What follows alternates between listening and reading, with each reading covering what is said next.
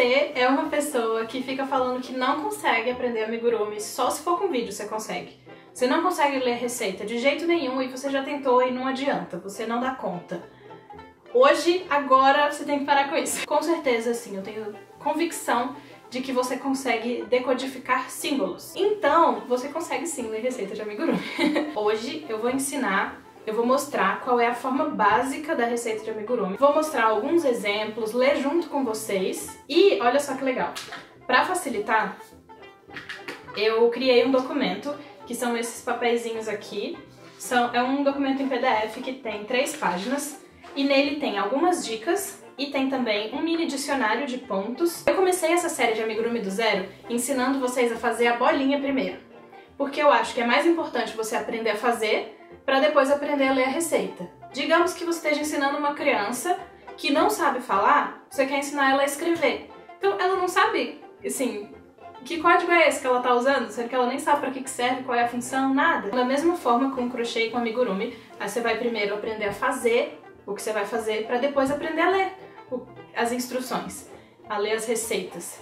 Então, por isso, se você tá vendo esse vídeo querendo aprender a fazer amigurumi e você ainda não faz nenhuma esfera, não sabe nenhum ponto, nem nada, não adianta. Eu vou falar aqui um monte de coisa e você vai falar, sabia? Não sabia mesmo? Então não faz isso. Primeiro aprende a fazer a bolinha, aprende a identificar alguns pontos, os mais básicos, e depois você volta nesse vídeo aqui e aprende a ler a receita, combinado? Eu não tô dizendo que você precisa ser um expert, você não precisa fazer todos os amigurumis mais lindos e complexos do mundo. Se você fez a bolinha e conseguiu fazer entendendo e tal, talvez já valha a pena começar a aprender a ler receita. Eu vou repetir o que eu sempre falo. Primeira dica, mais importante de todas, é vai com calma. Você vai conseguir, eu te garanto. Mas primeiro você tem que ter calma, você não pode olhar para aquele bando de símbolo que você nunca viu antes e falar, ah, minha cabeça tá confusa, eu não sei fazer. Não.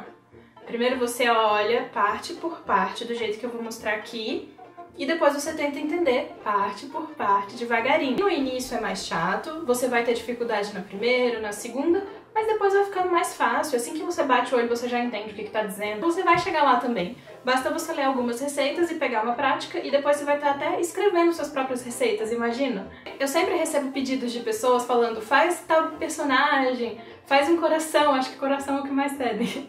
Faz um Totoro, que é esse bichinho aqui. Mas o objetivo dessa série de vídeos é que você se torne independente, para você sair fazendo todas as receitas que você encontrar e até criar as próprias receitas.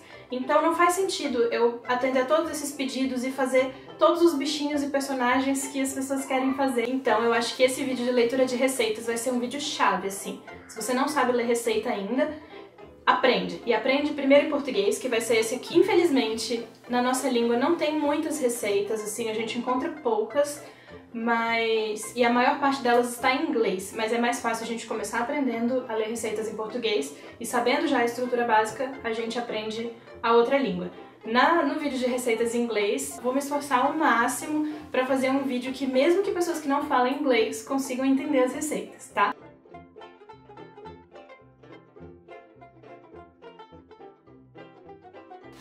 Eu já tô aqui com aquele documento que eu passei pra vocês. Se vocês quiserem imprimir também, pode.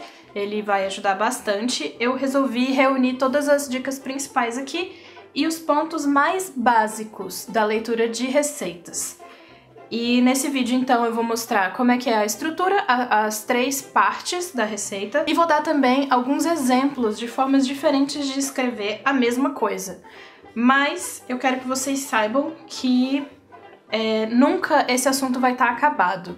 Sempre vai ter mais coisa, mais pontos que eu não vou conseguir explanar tudo nesse vídeo, então é um aprendizado constante. Mas uma vez que você entende o básico, você já consegue se virar em todas as receitas, fazendo uma pesquisa ou outra, você já consegue ir até para receitas mais complexas. Toda receita, ela tem 3 partes, assim, eu dividi em 3 partes para ficar mais didático. Ela vai ter uma marcação do início da carreira, que normalmente vem escrito o número 1, 2, 3, 4, 5, 6, ou primeiro, segundo, terceiro, quarto, quinto, sexto, que vai indicar qual carreira você tá, em qual carreira você tá. Então, isso pode vir assim, só o número 1, e depois o número 2, ou pode vir separadinho com um parênteses. esse número que tem no início, ele é usado só para marcar o início da carreira. Ele não é um ponto que você tem que reproduzir. Isso pode ser marcado também como número ordinal, primeira, segunda, terceira e aí por diante.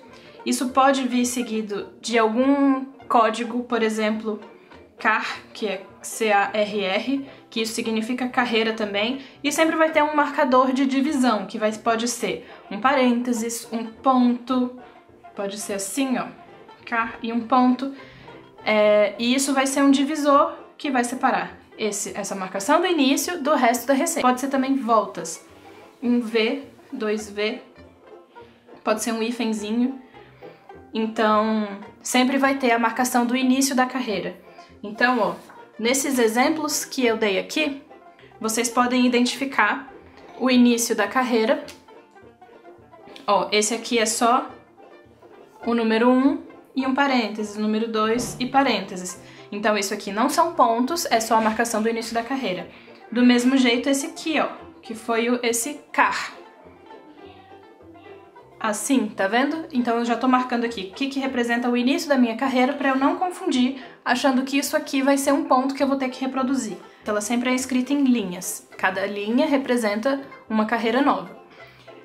A segunda parte vai dizer o que você tem que fazer.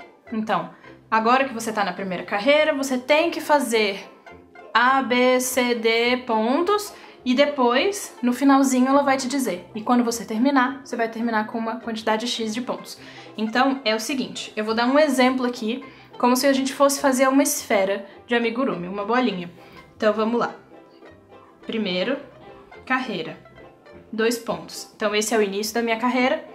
Agora, eu vou fazer 6 pontos baixos no anel mágico. Então, ó, 6, ponto baixo é PB. Aí, isso aqui você vai ter que olhar no seu dicionário.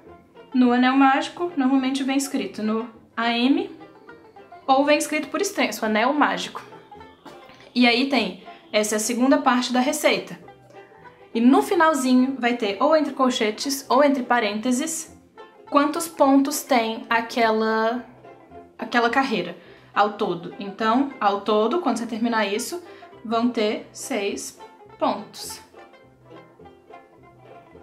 Às vezes vem a sigla pontos, que é PTS, às vezes vem só o número 6. Sempre que você pegar uma receita, tenta identificar o que marca o início da carreira, identifica também qual é a instrução, essa parte aqui é de instrução, e depois, no final, a quantidade de pontos que você vai ter ao final da sua carreira. Então, quando eu tô na minha segunda carreira, o que eu tenho que fazer são 2 pontos baixos em cada ponto da minha carreira anterior. Então, eu posso colocar 2 pontos baixos em cada ponto.